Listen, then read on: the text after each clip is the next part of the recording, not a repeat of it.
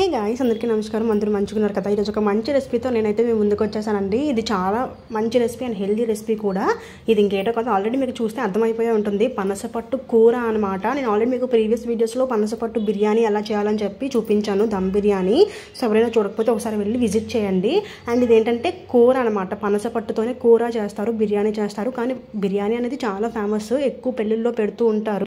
And ఇది బయట కొన్ని చేయాలంటే చాలా కాస్ట్లీ అనమాట. అందుకని చాలామంది అవాయిడ్ చేస్తూ ఉంటారు. ఒకవేళ ఎప్పుడైనా సరే మీకు పనసపట్టు దొరికినట్లయితే మాత్రం కంపల్సరీ ఒకసారి ట్రై చేయండి, చాలా చాలా బాగుంటుంది. ముందుగా మనం పనసపట్టుని ఏంటంటే ఇలా ఫుల్గా ఆయిల్ చేతులకి రాసేసుకొని కట్ చేసుకొని ఇట్లా ఏంటంటే పిక్క మొత్తం తీసేసి వాటిని ఆ లోపల ఉన్న పీసెస్ని ఏంటంటే ఇలా చిన్న చిన్న ముక్కలుగా మనం కట్ చేసుకోవాలన్నమాట. దీన్ని మనం కూర కానీ బిర్యానీ కానీ వాడుకోవచ్చు.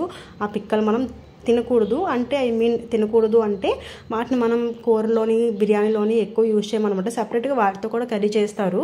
అండ్ చూసాక కదా ఇదంతా వేస్టేజ్ అనమాట. ఇది మనకి పనసకాయ మధ్యలో ఉంటుంది, దీన్ని మనం అస్సలు యూజ్ చేయము, ఈ మధ్యలో ఉన్నదాన్ని. సో దాన్ని మనం ఏంటంటే వేస్ట్గా పక్కన పడేయడమే. అండ్ పిక్కలు ఇంకా ఇందులో వేస్టేజ్ ఇంకా ఏముంటుందంటే పైన తొక్కు ఉంటుంది కదా, దీన్ని అస్సలు యూజ్ చేయకూడదు. దీన్ని కూడా చాలామంది తెలియక ఏంటంటే ఇది కూడా యూజ్ చేస్తారేమో అనుకుంటారు తినలేని వాళ్ళు. సో ఇలాంటివన్నీ వేస్టేజ్ అనమాట. ఇప్పుడు ఈ ముక్కలన్నీ ఉన్నాయి కదా, వీటిని ఏంటంటే ఉప్పు నీటిలోనే వెయ్యాలి. అప్పుడే మనకి ఇవి ఏంటంటే నల్లగా అయిపోకుండా ఉంటాయి. ఉప్పు నీటిలో మనం ఏంటంటే కట్ చేసి పెట్టుకున్నప్పుడే కాసేపు ఉప్పు నీటిలో నానబెట్టుకోవాలి. మళ్ళీ బాగా వాష్ చేసేసుకొని మళ్ళీ ఏంటంటే ఈ ముక్కల్లో మళ్ళీ వాటర్ యాడ్ చేసుకొని కొంచెం ఉప్పు ఇంకా 1 టేబుల్ స్పూన్ వరకు పసుపును కూడా యాడ్ చేసుకొని ఒకసారి బాగా కలిపేసుకోండి. బాగా కలుపుకున్న తర్వాత ఇప్పుడు దీన్ని ఏం చేస్తారంటే పొయ్యి మీద పెట్టి మంచిగా బాయిల్ చేసుకోవాలి. ఇలా చేయడం వల్ల ఏమవుతుందంటే మీకు అందులో ఉన్న జిగురు పచ్చితనం ఏమున్నా పోతుందన్నమాట. ఇప్పుడు మనం కర్రీ ప్రిపరేషన్కి ఏం చేయాలంటే ఇలా ఆయిల్లో ఆనియన్ని వేసుకొని, అంటే నేను పనసకాయలో ఒక ముక్క అయిపోయింది, ఇంకొక ముక్కకి ఏంటంటే నేను 2 పెద్ద ఆనియన్స్ అయితే తీసుకున్నాను. వాటిని ఇలా బాగా డీప్ ఫ్రై చేసుకోవాలన్నమాట. ఇది ఏంటంటే మనకి ఇలా డీప్ ఫ్రై చేసుకోవడం వల్ల దీన్ని మనం పేస్ట్ చేసుకుంటాము. సో కర్రీ టేస్ట్ అనేది చాలా బాగుంటుంది. పచ్చి ముక్కలు పేస్ట్ చేసుకునే దానికన్నా అలా డీప్ ఫ్రై చేసుకున్న ముక్కలు అయితే ఇంకా బాగుంటుంది అనమాట. ఇప్పుడు మనం మసాలా ప్రిపరేషన్కి ఎండు కొబ్బరి, షాజీరా, మిరియాలు, చెక్క, లవంగాలు, యాలకులు ఇవన్నీ కూడా మనం ఒక ప్లేట్లో మీకు క్లియర్గా చూపిస్తున్నాను కదా, ఈ మెజర్మెంట్స్తో అయితే తీసేసుకోండి. ఇంకా వీటితో పాటే అల్లం వెల్లుల్లి బిర్యానీ ఆకును కూడా తీసుకోండి. ఆల్రెడీ మీ దగ్గర అల్లం వెల్లుల్లి పేస్ట్ ఉందంటే స్కిప్ చేసేయచ్చు వీటిని, లేదు అనుకుంటే ఇదే మసాలాలో యాడ్ చేసేసుకోండి. ఇప్పుడు అదే మసాలాలో ఏంటంటే మనం ముందుగా ఫ్రై చేసి పెట్టుకున్నాం కదా ఉల్లిపాయ ముక్కల్ని ఇంకా పచ్చిమిర్చిని, ఇప్పుడు మీకు చూపించిన మసాలా దినుసుల్ని, ఇంకా ఏంటంటే నేను ముందుగా నానబెట్టి పెట్టుకున్నాను అనమాట దోసపప్పు, ఇంకా వచ్చేసి గసగసాలు. వీటిని అప్పటికప్పుడు వేసుకునే కన్నా మనం కర్రీ చేసుకోవడానికి ఒక ½ అన్ అవర్ ముందు నానబెట్టుకొని వేసుకున్నట్లయితే చాలా బాగుంటుంది టేస్ట్. ఇప్పుడు చూసారు కదా మనకి కర్రీలోకి మసాలా ప్రిపేర్ అయితే అయిపోయింది. మెయిన్ ఇది ఈ మసాలాయే అనమాట. మొత్తం అన్ని మంచి కొలతలతో వేసుకున్నట్లయితే టేస్ట్ చాలా బాగుంటుంది.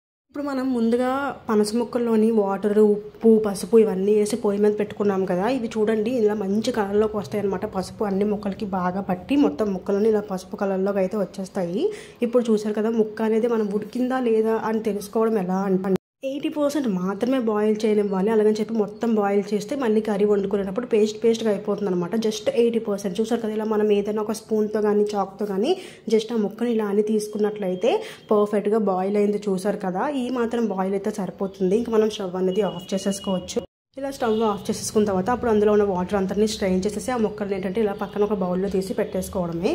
ఇలా మొత్తం ముక్కలన్నీ బాగా బాయిల్ అయిపోయిన తర్వాత ఇప్పుడు ఒక ప్యాన్ స్టవ్ మీద పెట్టుకొని అందులో ఆయిల్ని అయితే యాడ్ చేసుకోండి. ఇప్పుడు ఇలా ఆయిల్ని యాడ్ చేసుకున్న తర్వాత మనం ఆల్రెడీ బాయిల్ చేసి పెట్టుకున్నాం కదా పనస ముక్కల్ని, వీటిని ఏంటంటే ఇలా ఆయిల్లో వేసి బాగా ఫ్రై అవనివ్వండి. ఇలా ముక్కని బాయిల్ చేసి ఫ్రై చేసుకోవడం వల్ల ముక్క టేస్ట్ అనేది చాలా బాగుంటుంది. బాయిల్ చేసేటప్పుడు పసుపు, ఉప్పు అవన్నీ బాగా పట్టి అందులో ఉన్న పచ్చివాసన ఏమన్నా ఉంటే పోతుంది. ఇలా ఫ్రై చేసుకోవడం వల్ల ఏంటంటే ముక్కకి టేస్ట్ అనేది ఇంకా బాగా వస్తుంది అనమాట. ఇప్పుడు ముక్కలు బాగా ఫ్రై అయిన తర్వాత ఒక 50% ఫ్రై అయిన తర్వాత అప్పుడు మనం ముందుగా ఈ ఆనియన్ పేస్ట్ ఏదైతే తయారు చేసి పెట్టుకున్నామో ఈ పేస్ట్ అంతటినీ కూడా ఈ కర్రీలోనైతే యాడ్ చేసేసుకోండి. ముక్కలకి ఏంటంటే బాగా పడుతుంది అనమాట. కొంచెం అంటే 50% అవ్వగా ఎందుకు వేయమని అంటే కొంచెం ముందుగా వేసుకోవడం వల్ల ముక్కలకి మసాలా అనేది బాగా పడుతుంది. సో ఆ ముక్కని మనం దేంతో తిన్నా అంటే అన్నంతో కానీ చపాతీతో కానీ దేంతో తిన్నా సరే ముక్కకి ఆ మసాలా ఒక ఫ్లేవర్ తగిలి టేస్ట్ చాలా బాగుంటుంది అనమాట.